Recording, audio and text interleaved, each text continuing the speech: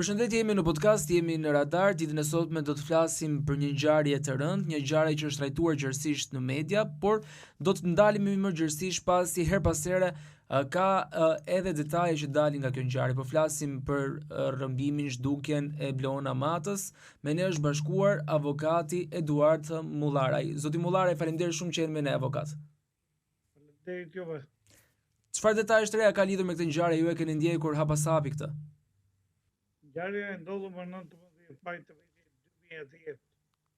ku humbi jetë, ku është rrëmbyer një fëmijë, Bloon Amata. Është një nga ngjarjet më të rënda që kanë ndodhur deri më sot e pazbuluar nga organet e shtetit shqiptar, për sa i përket çështjes së rrëmbimit ose të zhdukjes së një vajze 6 vjeçare. Themi të zhdukjes së një vajze 6 vjeçare sepse në zapot të Kukësit, ku atë ditë të mbrapsht të vitit, u rrëmbye një fëmijë 6 vjeç, e cila ishte duke lozur me fëmijën të saj, me shoqet e saj, ishte duke lozur me shoqet e saj në oborin e familjes, dhe për një moment të bukur shkojnë për të mbledhur disa ashkle druri në mal, ku të 6 fëmijët shkojnë së bashku për të marrë ca dru dhe për të kthyer përsëri në familje. Në këto kushte, të gjithë fëmijët e tjerë kthehen në familje dhe mungonte vetëm Bloon Amata, e cila sikur e përpiu dheu, thonë ata bashkëposatarët, por e vërteta është krejt ndryshe, sepse nuk pati asnjë gjurmë jo për çështjen e fëmijës, po as për pjesë të trupit dhe rrobat e saj, që thotë dikush e ka rrëmbyer të vajzë në kushte enigmatike dhe organet e policisë nuk arritën dot që të gjormonin dhe të gjenin arsyet dhe shkaqet e marrjes ose të rrëmbimit të këtij fëmie. Unë e kam trajtuar që në fillim të çështje, për arsye sepse nëna e saj erdhi disa herë në media për të bërë problem këtë çështje dhe për të gjetur fëmijën e saj. Humbja e fëmijës më tepër rëndon jo vetëm mbi nënën, po dhe mbi shtetin, por kryesorja është sepse dhe shumë pjesëtarë të familjes mund ta dinë të vërtetën e kësaj fëmije dhe heshtën në momentin e parë, dhe pastaj vazhdoi, sepse ai momenti i parë është momenti më kritik për të gjetur gjurmët dhe për të shkuar tek vendi i ngjarjes dhe për të parë se ku qysh dhe tek u largua fëmia. Për fëmijën Bloon Amata, e para që mund të akuzoj nga shteti dhe nga familja ishte halla e vet, motra e burrit ose motra e babait të Bloonës. Në një emision të veçantë ne kemi ngritur dhe me fjalë kemi bërë dhe një skem të kohë të dytë, kur Bloona mund të ishte 15-16 vjeçe, e cila pretendoi që mund të ishte në disa shtete të Bashkimit Evropian, dhe ju bë dhe një foto, por me një vizatim nga laboratori shkencor për të parë mënyrën e zhvillimit të vajzës si dhe tiparet e saj. Dhe akoma nuk është arritur një rezultat konkret për sa i përket çështjes së kësaj vajze, sepse atje ku fotoja u shpërnda, nuk rezultoi pozitive gjetja e vajzës. Ndërkohë që nëna rrem së kërkuar i vajzën, pjesa tjetër, si që është babai dhe motra e babait, të cilët e vetja që duhet di dhe ka parë rrëmbimin ose grabitjen e kësaj fëmie është halla. Por ajo nuk folit në atë moment, pasaj është martuar, është larguar mjaft edhe nga Shqipëria, më duket, dhe nuk ka pasur më asnjë informacion për sa i përket çështjes së Blona Matës. Kjo është një nga ngjarjet e rënda dhe nuk është gjetur as ADN-ja e saj, nuk është bërë. Nuk janë bllokuar telefonatat për të parë dhe për të përgjuar gjitha bisedat telefonike të asaj kohe, si dhe nuk dim se ku është fati kësaj fëmie, është trafikuar, është marrë për rrëmbim për akmarrje, apo është vrarë në kushte makabre. Akoma nuk e di as nëna e saj, e cila po rend në të gjitha mediat dhe asnjëra nuk ka arritur që të vejë në gjurmët e vajzës, sepse është policia kriminale ajo që duhet të punonte më shumë për gjetjen e vajzës dhe për zbulimin e së vërtetës. Ai është një fshat i thellë malor, Zapoti i Kukësit, ku dhe pas një viti, po në atë fshat është tentuar të rrëmbet dhe një fëmijë, por ai është gjetur mas 24 orëve atje. Mendohet që ishte një person i cili mund t'i ketë bërë të dyja grabitjet, por që grabitja e dytë ka rezultuar negative për person dhe grabitja e parë ishte pozitive sepse ai mund ta ketë rrëmbyer dhe e ka larguar të gjithë zonat e banuara aty dhe nuk dihet se ku qëndron kjo vajzë e mbitur që sot është gati 22-23 vjeçe. Avokat, pse mendoni që ka pasur neglizhencë nga ana e institucioneve? Ka qenë e qëllimshme apo thjesht rrethanat asaj kohe, ndoshta mos angazhimi i babait dhe hallës në këtë rast ka bërë që të kishte këtë lloj neglizhence që ju po flisni? Të dyja qëndrojnë edhe neglizhenca e organeve të policisë, e cila nuk duhet të merret shumë se ka apo s'ka konflikte brenda familjes, detyra e organeve të policisë dhe kriminale ishte që gjendesh i gjurmë e kësaj vajze, sepse këtë vajzë nuk e përpiu dheu, nuk e hëngri as kafshët e egra, por ashtu siç u kthyen 5 vajzat e tjera në banesë, duhet të kthej dhe kjo e gjashta. Që kjo nuk u kthye dhe dikush ka këto 5 vajzat e tjera ku ndërto është dhe halla që ishte pjesë e këtij grupi, e ka parë se kush e mori këtë fëmijë. Dhe nëse nuk e ka parë se kush e mori këtë fëmijë, të ishte dhënë alarmi që në atë moment që fëmia humbi, sepse ishte vetëm 6 vjeç kur është rrëmbyer, dhe policia kriminale e kaloi shkarazi të ngjarje, dhe pse ne dolëm disa herë në media dhe i kemi bërë thirrje policisë për të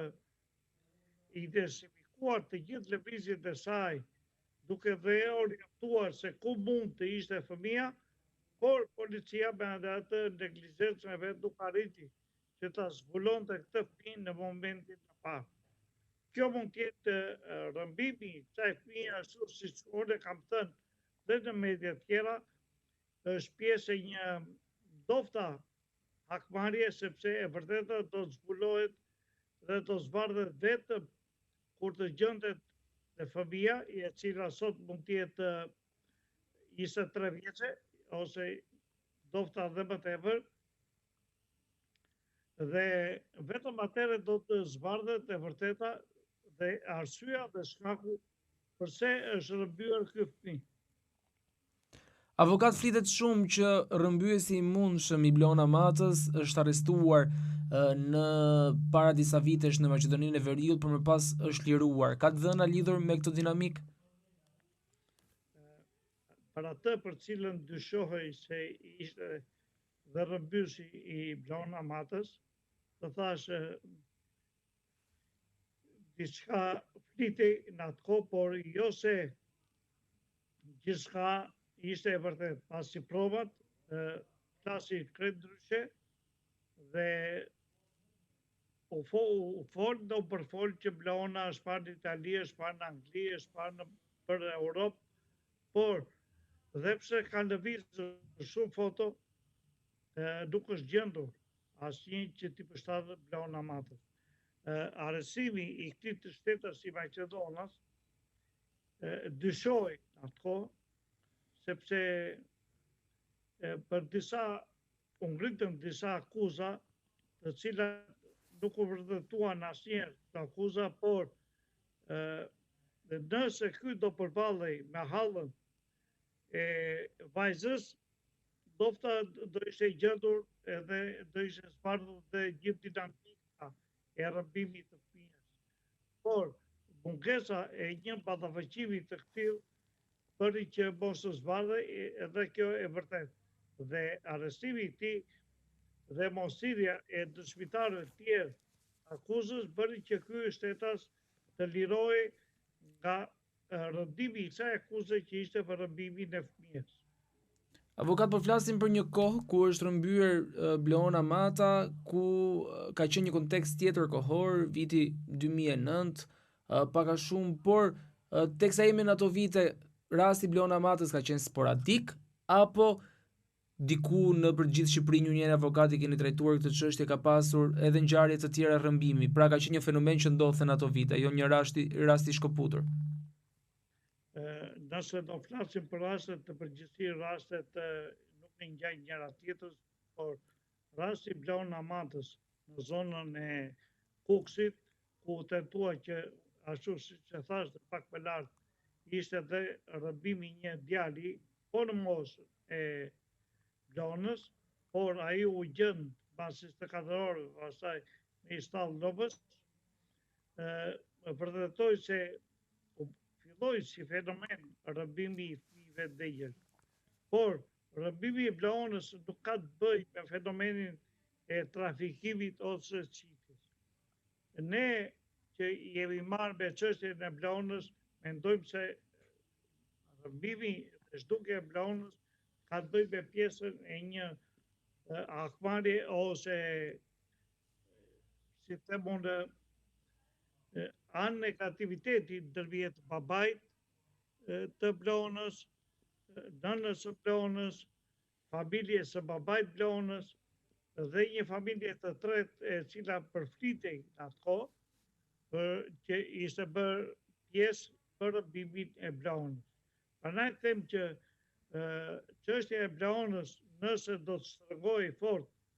në atë kohë halla e Blonës që ishte 11-12 vjeçe, do të ishte zbuluar e vërteta dhe do ishte gjetur Blona. Por neglizhenca e organeve të policisë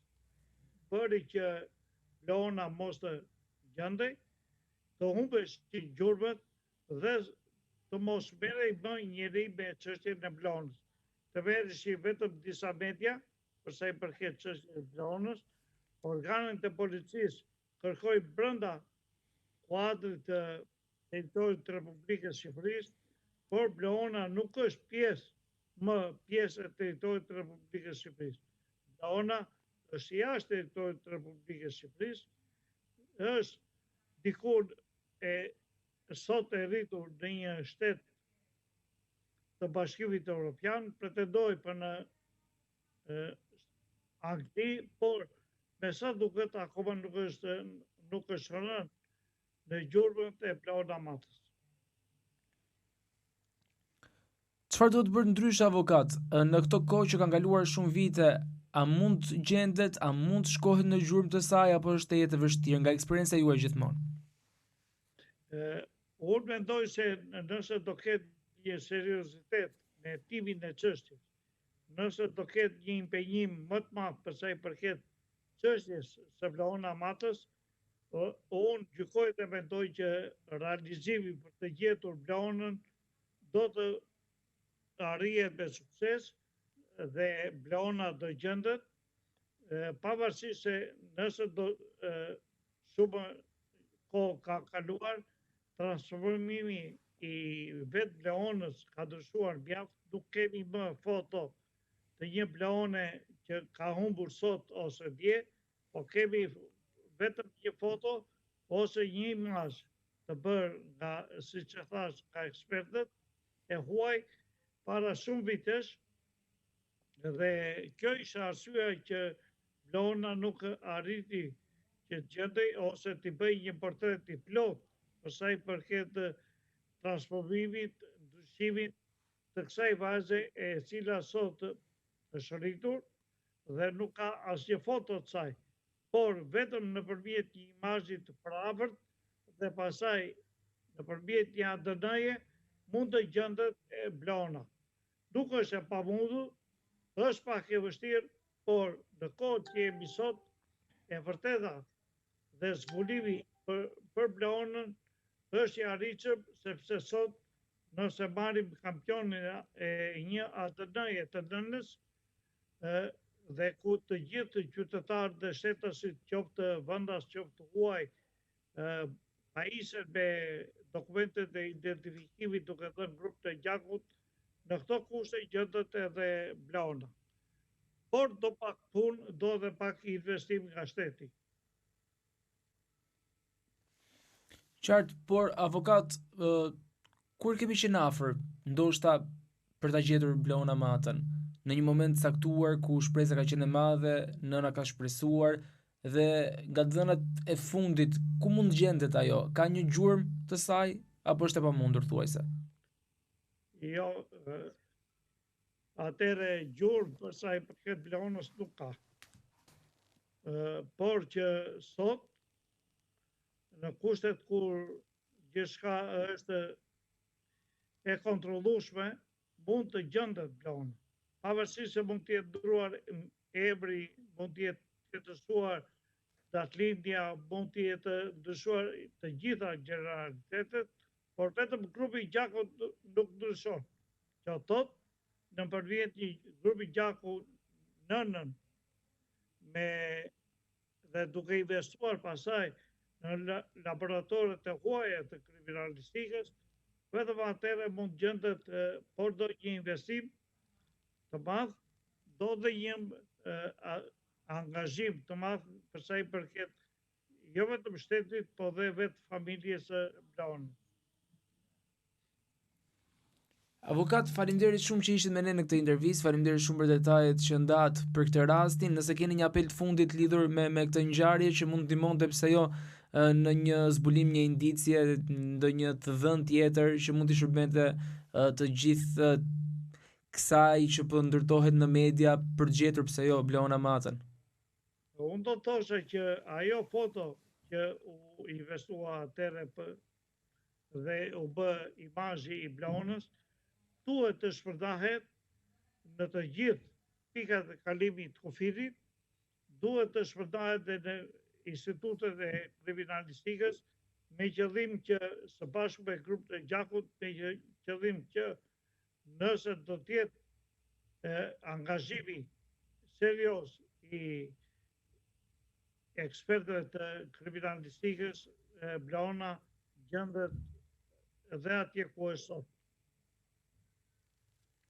Faleminderit avokat për praninë tuaj. Faleminderit juve.